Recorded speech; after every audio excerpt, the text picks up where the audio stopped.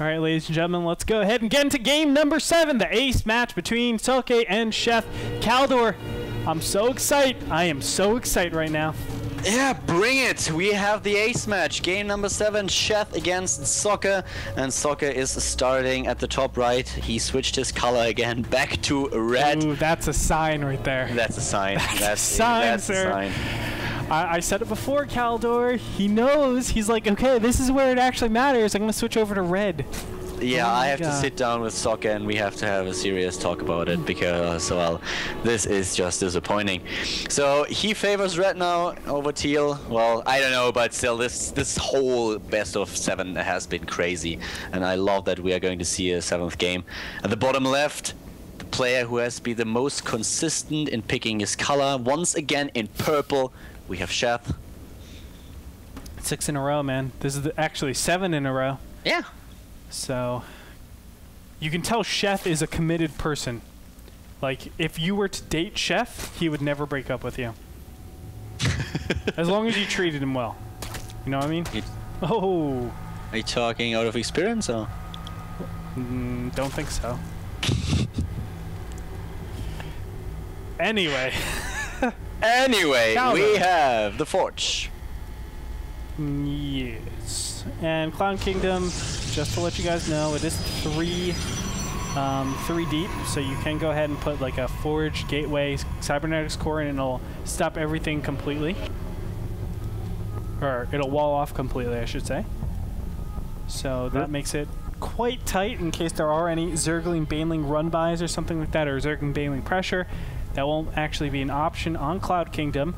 And what's going to be very hard, Sheth is going to put up this pylon. Or not Sheth, Socke is going to put up this pylon. It would be very hard for Sheth to do that. And from here, where does Sheth go and take his third? Oh! Nope. Socke is not going to allow that. Or Socke is going to allow that. Yeah, taking the third is definitely the problem for Sheth because it's kind of far away and it is not really easy to hold. It's exposed to 3 sides, and for a Zerg player this is definitely not the easiest map. We've talked about it a little bit during the break, and what exactly do you expect in this particular PvZ to happen? Okay, here's the big problem. As I was saying, where do you take a third? It's either going to be over here next to the main, or it's going to be over here in East Bumble. Okay, now in terms of Socke, a lot of times when we talk about the slingshot throughout this series, where Zerg have a lot of control, then Protoss, then Zerg, and normally in this stage, Zerg do enjoy that map control, just the control of where the game goes, because they're the ones that can perform a lot of all-ins. But when you're Forge fast expanding, Protoss really doesn't have that option. So that being said, Sheth is going to go and be defensive right now. He's going to use this map control to take an expansion, and then he's going to be a little bit defensive. What that means is Protoss will get map control. They will be able to go anywhere they want. As I say this, 5 Zerglings this time. They're going to be able to squeeze by. This is like, what? Yeah, poor Cybernetics Core. This is really odd. 5 Zerglings is a lot. You can't take on your opponent's probes, and this is just horrible. If he's able to kill the Cybernetics Core, this would be so brutal, and he's killing a lot of probes. Wow! Sheth is in such a good position. Look, he's killing even more probes. He's killing so many of them. He already killed 5, and he's now attacking additional ones. Has to run away from the 1 Zealot, but he is taking down probe after probe. He has still 4 fighting Zerglings. 7 workers have been killed. What an awful start for Socke. Yeah, he's looking terrible. No 2 ways to that, man. He's looking terrible this time around. Where is that 1 Zealot? There it is. And it looks like he's down to 3 Zerglings. And there finally the Zerglings actually get cleaned up. That is pretty crippling though, so it's going to change a lot of this game, I do want to say. So a lot of my analysis is going to be a little bit off. But in general, Protoss will have that map control, as I was continuing on about. They'll take the Zelnaga Tower and then just deny his opponent from actually having any scout. And then he has the option, standing right here, he takes down the Destructive Debris, and he can either attack the 3rd or the natural. And that should ensure that he will never well, Sheth will never be in good position. That's what it basically says, and it empowers the sentries quite a bit. It allows him to either go into here, into the natural, and do a lot of damage, obviously siphoning off most of the units, or going into the third and removing that hatchery from existence. Yeah, you're right about it, but this game I feel is starting probably. This start is just so odd. I mean, this is not supposed to happen. You can't let 5 Zerglings entering your main base. This is just so brutal for Socke now. And that's the one Stalker he's not allowed to get onto creep, because as soon as he does, the Zerglings will be faster, able to surround it. And well, Sheth, it looks like, is going for it anyways, trying to take down his opponent Stalker. Socke has to retreat. Sheth is now going for the metabolic boost and the Roach Warren. He's in a position where he has already elite and harvesters, a huge lead that is, and Socke, he has to play way more defensive than he was planning to. And well, so Sheth, he's like, well, I killed so many probes. I was actually even surprised of how easy that was. I would never have expected to get with my links into your main base, but no, I can draw up, and there we go, 10 additional drones. 58 drones out in the field. I do expect even Sheth to make another round. You know, last time I said an Antigua shipyard, I said that would have been bad, but this time around, go ahead and do it, Sheth. No problemo, because you did so much damage in that early game stage. So I'm sure we're going to see that 58 probes, and you can see more drones. Did I say 58 probes? 58 drones, more drones pumping out over here. Another sacrificial overlord's going to get in here and try to see what's going on. Socke is going up to 4 gateways at this point. He does have +1 almost finished. Hallucination is on the way. Very interesting. And he's just going to go standard. Now, that same theory holds true, but because this robotics facility is so late, that means his Colossus push is going to come out a lot earlier, so he's actually kind of giving up a lot of map control, I think, to his opponent. Now, there's very special cases where, you know, Blinkstalkers will come out, but because of all the economic damage that was done before, Sheth is going to have all the momentum, where normally a Protoss would. That's going to give him the ability to probably get a ton of units, put the pressure on Socke, and expand even more. I'm curious to see what exactly he does in regards to his transition. I actually would love to see a Spire in this game. Usually maybe the Spire is not the best option, but now you can just bounce between the 3 bases, and you could put so much more pressure onto your opponent, trying to dominate the game even more. We have a lot of Roaches being built now in the +1 attack upgrade. He's just finished his lair tech, so obviously we'll see speed for the Roaches very soon as well. There it is, as well as Burrow. And 3 bases, a lot of gas now for Sheth. It's looking pretty good. I have to say that if he's able to put pressure onto the 3rd of Socke, maybe even be able to kill it, then Socke has to be very careful, as there's another base being built for Sheth that will put him even further ahead in regards to his economy. Now, Khaldor, the same analysis that I was saying before, you just switch the positions and have the Zerg, because they have that map control. Yeah. It's completely switched, so now the Zerg should be able to catch the Protoss off guard. We'll see where he actually goes from there. The one thing is the sentries are a little bit easier to defend, so he has to take out the destructible rocks if he wants to go up into the natural. It's a little bit harder to check out without any observers out in the field, but you can see Roaches still doing a little bit of damage over here, canceling some of these cannons. They don't have speed yet, so the Roaches are an easy victim to the Stalkers. There's one Zergling in the end who just makes sure that they're not able to kill all of them, just delaying it a bit. And we have more and more Roaches being built for Sheth now. I have to say that I'm not 100% sure if going for an all-out Roach attack is now the best thing to do, and that's the infestation bit, so he's mixing it up a little bit. And the 4th base is still uncontested, so we will see a 4th being saturated. And still Sheth in a very decent position with 78 workers to 67 and a 70 supply lead. And he's going to go down the ramp right here. Socke is going to catch a couple of these Roaches off guard. They burrow up, but there's an observer right around the corner. Let's see if Socke actually utilizes that. No, he does not. But he goes for the Tunneling Claws.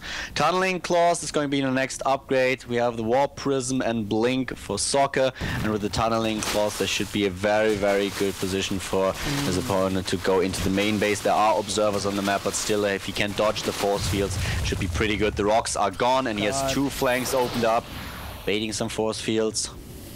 And you can see that very intelligently Socke is going to put up some gateways, which obviously are like his Protoss-made destructible rocks, so that'll help out a lot, but we'll see if it's going to be enough.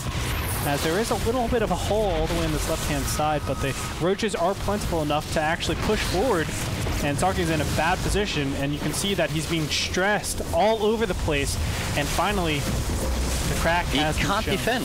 No. There are the roaches at the third base, and at the same time we have another forces trying to get up in order to position themselves at the second base. So there are just units everywhere for Sheth, and he is banking up minerals and of course also gas is streaming in. Now he might just try to snipe the either the Nexus or the tech, and he's going for the tech. He kills the robotics facility. No more immortals for Socke. He's even going up the ramp into the main base. There are still a couple of roaches at the third base. Everywhere Zerg units try to apply the pressure, and Socke is just completely falling apart now. Dude, I can't believe it actually comes down to this. Socke is going to lose it. After I thought he's been performing so well, unfortunate for him. Yeah. 6 Zerglings run by, only one dies to the cannon, and all of a sudden we have a position like this where Socke, I mean, from the beginning of the battle, he was at 100 supply to Sheth's 200 supply, and it hasn't changed at all. Sheth able to tech up too high right now. War Prism is doing a little bit of damage, but roaches are going to intercept this very easily. And in the meantime, I mean, what is his economy at this point? It's looking at 1,000, barely mining off of one base. That's what that means. Yeah, this is just awful. Socke played so well in this entire series, as did Sheth, and then this small mistake. It just shows that you have to concentrate on the game so much. There's the GG.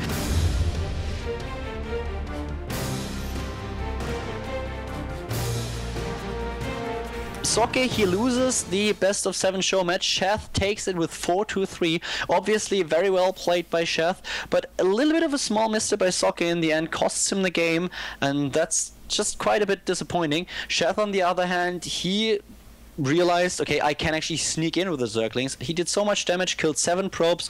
From that point on, he was in a very nice position. He was actually the one who could be taking the initiative, while Socke just played very defensive, and it just didn't accumulate anything, as Socke could never catch up with his opponent. Exactly. Very well played by Sheth, and Socke just a tiny little bit disappointing in the last game. I think this could have gone differently if not for the Zergling run. Especially seeing like game number 2, game 3, yeah. Those were awesome. Like, amazingly played. That game on Dual Sight where I thought he was completely dead in the water. Yeah. You know, especially coming from a pro gaming background, when you actually witness something like that where your Dark Templars are spotted and they do 0 damage, you're dead. You stop analyzing. When you're going into replays, you stop analyzing because those are useless points. It's like, okay, I lost a lot of investment right there. That's probably like, you know, a good, I want to say 700 minerals, 700 gas right there. Something like that. But it dealt no damage. You stop analyzing and you say the game's over. He was able to come back in that. That Entomb Valley game was an amazing display of how you play Protoss. This last game... Oh, go ahead. Go ahead. No, I just want to mention the last 2 games. Not only the last one, but also Metropolis. I think that's not the Socke that we saw in the other games. There was a little bit of a blunder here and there. So it was an amazing best of 7 series, and in the end, Sheth turned out to be the better player today. But yeah, the last 2 games, Socke with a little bit of a problem here and there. Yeah, and I just want to make it clear that when you're losing, what was that, 8 probes, I think, in that, or 7 probes in that early game stage, 7. And you're about 30 probes in, or, you know, mid-20s around there, that's a good, what is that, 20%? Is that 20%? Yeah, 20%, a little bit more than that. So you're in a terrible position. You've just gave up 20% to 25% of your income to, what is that, 6 Zerglings? Not really a great trade. You know, I would obviously take that any day if I'm the Protoss, or I'm the Zerg player, excuse me, not the Protoss. I'm the Zerg player. So a tough loss, but in the end, as you said, Sheth was the better player today, and he was awesome, man. So resilient, and you can tell that guy has a lot of commitment with his purple. Yeah, that was definitely a lot of commitment and a very, very well played series by Sheth. And yeah, very entertaining. A lot of different builds, a lot of different strategies that we've seen today. I have to say I enjoyed that quite a lot. Definitely. So, ladies and gentlemen, your winner is Sheth. He's going to bring home the $400 prize pool. Of course, your loser, unfortunately, is Socke. I want an encore performance, man. These 2 players played so well. But I want to thank the people that made this possible. Of course, our sponsors. They're going to be EIZO, iBuyPower, Kingston HyperX, Cooler Master, and last but not least, I want to thank Beyond Gaming. And Khaldor, dude, it's like we built up such a huge camaraderie over I guess all the casting experiences that we've had together. I want to thank you so much from the bottom of my heart for casting with me, because it's been another amazing day. I know you're waking up crazy or staying up or whatever you're doing, but you've been with me all throughout NASL. Thanks so much for casting with me yet again. Don't worry, it's always a lot of fun, and yeah, it's pretty cool. Thanks once again for having me and giving me the chance to cast show matches like the one that we've seen today. Definitely. Do you have any shout-outs before we end this? I want to give a quick shout out to Socke, who is probably a little bit disappointed right now. So yeah, better luck next time. Was just a little bit unlucky the last 2 games, but he played very well. So yeah, don't take it too hard. Well, I want to thank Socke as well for displaying some amazing Protoss performances. Of course, Sheth as well. Thank you everybody for tuning in at home. Check us out on YouTube, youtube.com/NAStarLeague. That's going to be it for us tonight, ladies and gentlemen. So I hope you enjoyed watching. We'll catch you next time here at the NASL.